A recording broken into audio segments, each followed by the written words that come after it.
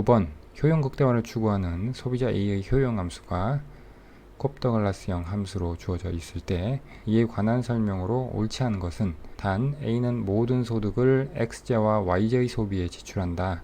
PX와 PY는 각각 X제와 Y제의 가격, MUX와 MUY는 각각 X제와 Y제의 한계 효용이다.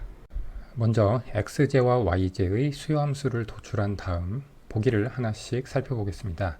소비자 A는 자신의 효용함수를 극대화하려고 하고요. 그리고 제약 조건으로는 예산 제약식이 있습니다. M은 명목소득이고요. 다른 기호들은 문제에서 설명한 부분과 같습니다.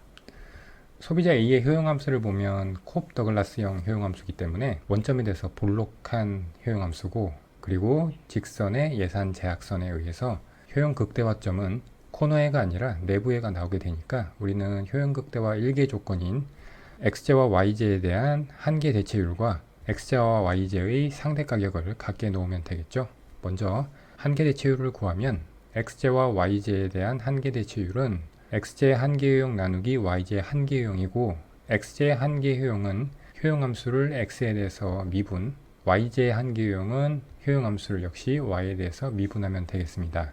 그래서 이것을 정리하면 한계 대체율은 X분의 Y가 나오고요. 그러면 효용 극대화 1개 조건을 사용하면 X분의 Y는 PY분의 PX가 됩니다. 교차해서 분모를 없애주면 PY 곱하기 Y는 PX 곱하기 X가 되고요. 얘를 예산 제약식에 대입을 하면 먼저 PY 곱하기 Y를 소거를 해주면 EPX 곱하기 X가 소득 M이 되고, 따라서 X제의 수요함수는 EPX분의 M이 되고, 동일한 방식으로 Y제의 수요함수를 구하면 Y는 EPY분의 M이 되겠습니다. 보기 1번 X제와 Y제는 모두 정상제이다. 이것을 판단하기 위해서 우리는 수요의 소득 탄력성을 구해야 되겠습니다. 수요의 소득 탄력성 값의 범위에 따라서 정상제와 열등제, 그리고 필수제와 사치제로 구분이 되는데, 정상제임을 확인하기 위해서 수요의 소득 탄력성이 0보다 큰지를 확인하면 되겠습니다. 우리가 구한 수요함수는 이와 같고요. 수요의 소득 탄력성 식에 의해서 계산을 하면 둘 다 1이 나옵니다. 이것은 수요의 소득 탄력성을 구하지 않고도 수요함수의 모습을 보면 가격이 고정된 상태에서 소득이 변화할 때 동일한 비율만큼 같은 방향으로 수요량이 변화하죠. 그렇기 때문에 굳이 이것을 계산하지 않고도 수요의 소득 탄력성이 1임을 알 수가 있습니다. 둘 다 0보다 큰 값을 가지게 되니까 X제와 Y제는 모두 정상제이다라는 보기는 맞는 보기가 되겠습니다.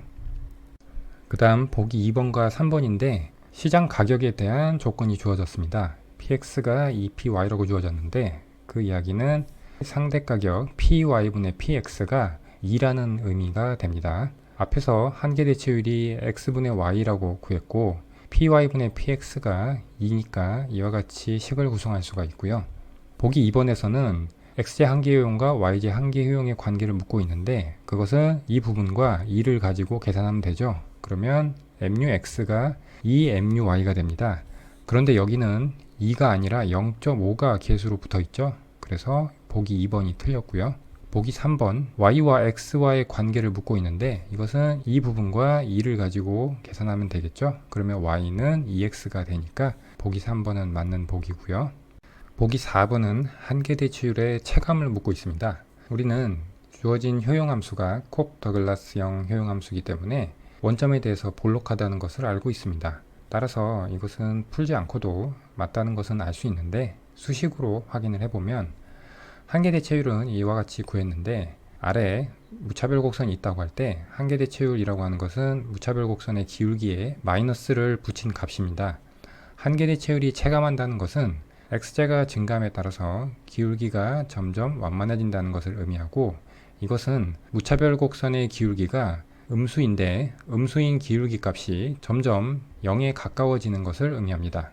따라서 우리가 무차별 곡선의 기울기를 델타 X분의 델타 Y라고 할 때 이것은 한계 대체율에 다시 마이너스를 붙인 값이니까 마이너스 X분의 Y죠. 그리고 델타 X가 매우 작은 범위라고 할 때 우리는 미분의 기호로 dx분의 dy로 표시할 수가 있겠습니다. 이게 마이너스 x분의 y고, 그리고 이것을 다시 한번 x에 대해서 미분을 하면 x제곱분의 y가 나옵니다. 그런데 x와 y는 모두 0보다 큰 값이니까 이 값은 양수가 됩니다. 이것이 양수가 된다는 것은 무차별 곡선의 기울기가 음수인데 이 값이 x가 점점 커짐에 따라서 음수의 값이 작아진다는 것을 의미하고, 즉 기울기가 완만해진다는 것을 의미합니다.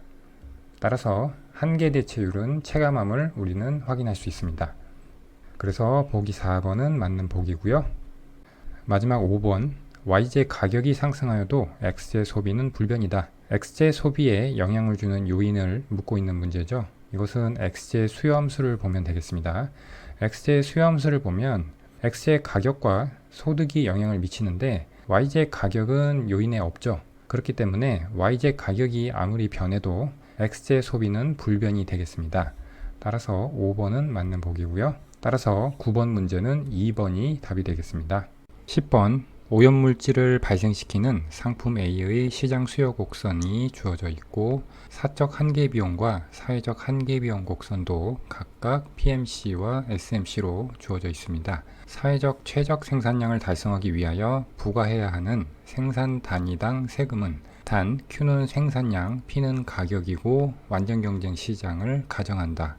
10번은 외부성에 관한 문제가 되겠습니다. 외부성이 없는 경우 완전경쟁 시장에서는 이와 같은 조건이 성립해서 효율적인 자원 배분이 이루어지게 됩니다. 즉, 사회적 관점에서의 한계 편익과 사회적 관점에서의 한계 비용이 일치하기 때문에 사회적으로 효율적인 자원 배분이 달성됩니다. 이 문제에서는 사적 한계 비용과 사회적 한계 비용 간의 괴리가 발생하는 상황을 보여주고 있습니다. 먼저 수요 곡선에서 우리는 사적 한계 편익과 사회적 한계 편익을 도출할 수 있습니다. P로 정리를 하면 20-Q가 그것이고요. 그 다음 사적 한계 비용과 사회적 한계 비용 곡선을 가지고 왔습니다. 그리고 사적 한계 비용과 사회적 한계 비용의 차이인 한계 외부 비용을 구하면 4로 일정하게 됩니다. 그래서 생산량의 수준에 상관없이 외부성으로 인한 한계 피해액 또는 한계 외부 비용은 4로 일정하게 됩니다. 문제에서 사회적 최적 생산량을 달성하기 위하여 부과해야 하는 생산 단위당 세금, 즉 피구세를 묻고 있는데 이 피구세는 사회적 최적 생산량 수준에서 한계 외부 비용만큼 단위당 세금을 부과해서 사회적 최적 수준의 생산량을 달성하게 되는데 지금 이 문제에서는 한계 외부 비용이 Q에 관계없이 4로 일정하죠. 따라서 이 문제의 답은 4번이 답이 되겠습니다. 추가로 사회적 최적 생산량을 구해보면 이것은 사회적 한계 편익과 사회적 한계 비용을 같게 놓으면 되죠. 사회적 한계 편익은 20-Q고 사회적 한계 비용은 10 더하기 Q니까 이것을 같게 놓으면 사회적 최적 생산량은 5가 나옵니다. 11번 솔로우 경제성장 모형에서 1인당 생산함수는 1인당 자본량의 함수로 주어져 있고 저축률은 5%, 감가상각률은 2%, 그리고 인구 증가율은 2%이다. 균제 상태에서 1인당 자본량은 솔로 경제성장 모형에서 균제 상태의 조건식을 가지고 주어진 값들을 대입하면 되는 문제가 되겠습니다. 균제 상태의 조건식에서 좌변은 저축률 곱하기 1인당 생산함수, 우변은 감가상각률 더하기 인구 증가율에 1인당 자본량을 곱한 것이 되겠습니다. 저축률이 5%, 그리고 1인당 생산함수를 대입을 하고요. 그 다음 감가상각률과 인구 증가율을 대입을 해서 K에 대해서 정리하면 K는 25가 나옵니다. 따라서 이 문제는 5번이 답이 되겠습니다. 12번 국민소득 균형식이 주어져 있고요. 정부가 민간 분야에 대해 5천억 원의 조세 삭감과 5천억 원의 지출 증가를 별도로 실시할 경우 조세 삭감과 정부 지출로 인한 균형 국민소득의 변화, 절대값을 옳게 설명한 것은 단 Y는 균형 국민소득, 소비는 가처분 소득의 함수, 조세 T, 정부 지출 G, 한계 소비 성향은 0에서 1 사이이다. 12번은 승수효과에 대한 문제고요. 조세 삭감과 지출 증가가 나와 있으니까 우리는 조세 승수와 정부 지출 승수를 구하면 되겠습니다. 균형 국민소득의 식을 가져오는데 문제에서 지금 이 소비의 행태 방정식을 구체적으로 써야겠죠. 한계 소비 성향 MPC가 0에서 1 사이라고 주어졌으니까 우리는 이 소비의 행태 방정식을 한계 소비 성향 곱하기 가처분 소득으로 표현을 바꿀 수가 있습니다. 그리고 이 식을 전미분을 하면 이와 같이 되고요. 우변에 있는 이 dy항을 좌변으로 옮겨서 묶어주면 이처럼 되고요. 그러면 차례대로 조세승수 dt분의 dy는 정부 지출이 불변이라는 가정하에서 도출하면 1-MPC분의 -MPC가 되고요. 그런데 이 승수값은 조세가 증액했을 때 승수고요. 문제에서는 조세 삭감을 묻고 있죠. 그리고 절대값으로 계산하라고 했으니까, 그래서 부호를 마이너스를 붙여서 이렇게 양수로 바꿔줘야 됩니다. MPC가 0과 1 사이의 값이니까 분모도 0보다 크고 분자도 0보다 크죠. 그 다음 정부지출 승수는 역시 이렇게 전미분해서 정리한 식에서 세금이 불변이라고 가정을 하고, 그러면 DT는 제로가 되고요. 그래서 DG분의 DY로 정리를 하면 1-MPC분의 1이 됩니다. 문제에서 지출 증가라고 했으니까 우리는 이 승수를 그대로 가져오면 되겠죠. 그러면 조세 승수와 정부지출 승수를 비교를 하면 분모는 양수이면서 1-MPC로 동일하고 분자만 차이가 나는데, MPC가 0과 1 사이의 값이니까 정부지출 승수의 분자가 더 크죠. 그러면 보기를 하나씩 보겠습니다. 1번 조세 삭감 효과가 정부지출 효과보다 크다. 정부지출 승수가 더 크죠. 이것은 틀렸고요. 2번 조세 삭감 효과와 정부지출 효과는 동일하다. 정부지출 효과가 더 크죠. 조세 삭감 효과가 정부지출 효과보다 작다. 이게 맞는 보기고요. 4번 조세 승수는 이렇게 되는데 이것은 정부지출 승수에 마이너스를 붙인 거죠. 틀렸고요. 그 다음 5번 정부지출 승수는 이것은 조세 승수를 의미하죠. 그래서 이것도 틀렸고요. 따라서 12번의 답은 3번이 되겠습니다.